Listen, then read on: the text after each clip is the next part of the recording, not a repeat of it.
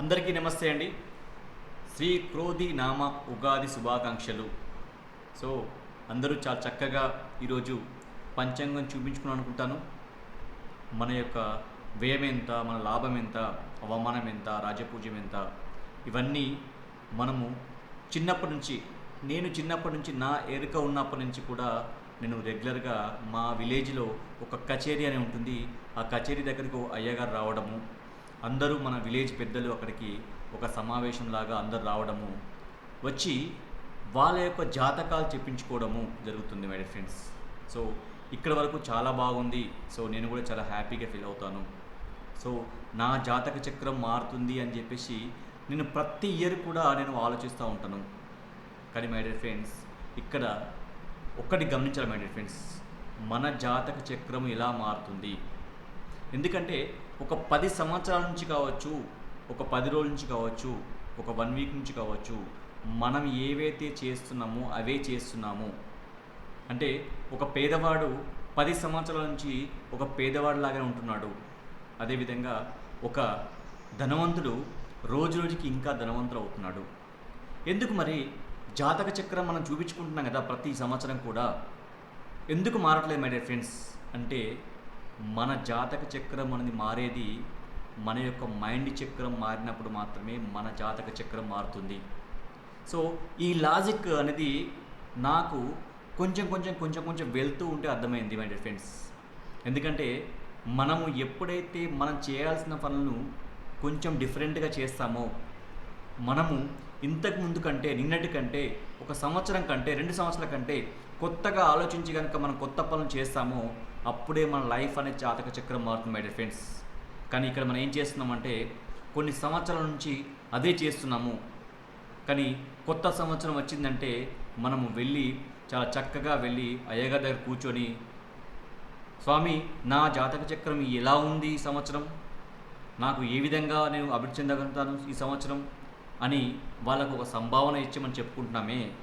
ఒక్కసారి ఆలోచించండి my dear friends, మన జాతక చక్రం మారడానికి మన మైండ్ చక్రాన్ని ఎప్పుడైనా కొత్తగా ఆలోచించామా?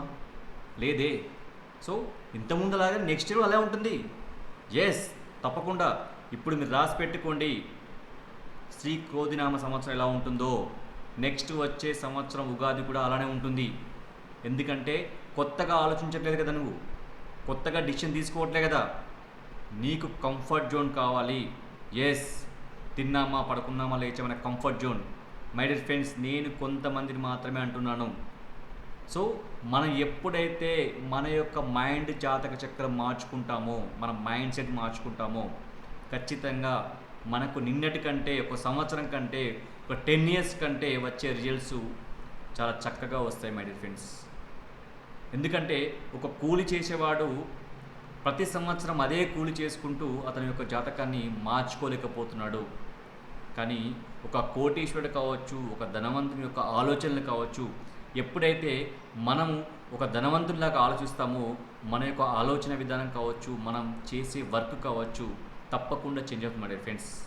కాబట్టి నా యొక్క సబ్మిషన్ ఏంటంటే, ప్రతి ఒక్కరూ జాతకాలు చూపించుకోండి, కానీ జాతకంతో పాటు మన యొక్క మైండ్ చక్రాన్ని కూడా, జాతక చక్రంతో పాటు మైండ్ చక్రాన్ని కూడా కనుక మీరు ఎప్పుడు కూడా దీన్ని బ్రష్ చేస్తూ ఉంటే, సానపడతా ఉంటే తప్పకుండా మన లైఫ్ మారుతుంది.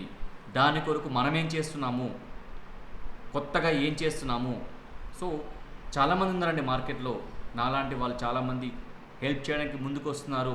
సో మనం దాన్ని ఏ విధంగా ఉపయోగించుకోవాలి, నా లైఫ్లో నేను చేసే వర్క్తో పాటు ఇంకొంచెం నేను వాల్యుయేషన్ ఎలా చేయాలి అని కనుక ఆలోచిస్తే మీకు తప్పక సొల్యూషన్ దొరుకుతుంది.